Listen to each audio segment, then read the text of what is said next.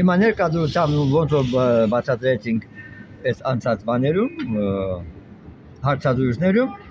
նույն ձև հիմա ներկայությամբ Հայաստանի ղեկավարությունը ոչ թե հայ է իրականում, այլ ազգանունը ցեղը փոխած Նիկոլ Փաշովլինսկին։ Նա հայ չի, իր կինը Աննա Բոլելի հրեա, առաջին նախագահ Լևոն Տեր-Պետրոսյանի կնոջ բարեկամն է, որը նույնպես հրեա է, նրա ծնողները Լենինգրադի մարզում ունեն հրեական համայնքում բարձր պաշտոններ։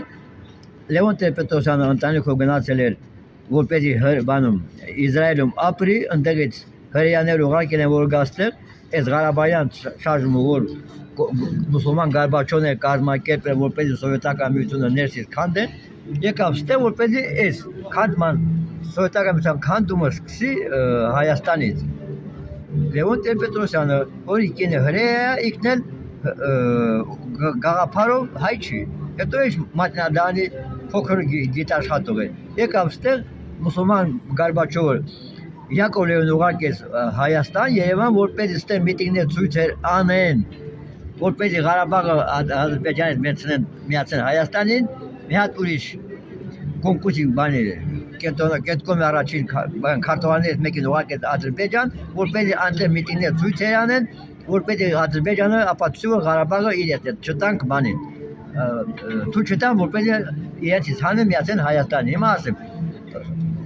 ես ինքս Արցախից լինելով 69 տարեկան եմ, իմ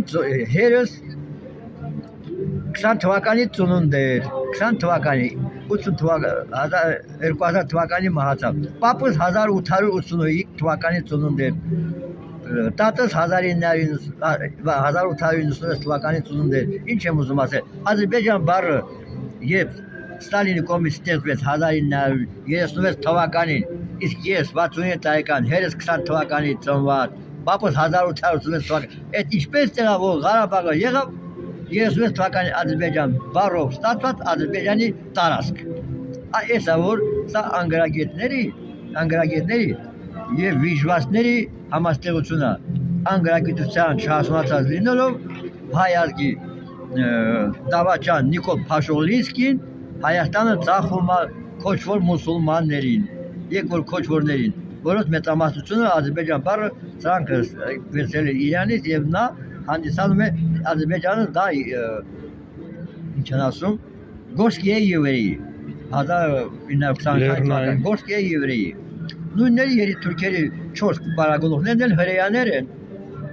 եւ հրեաների 6 միլիոն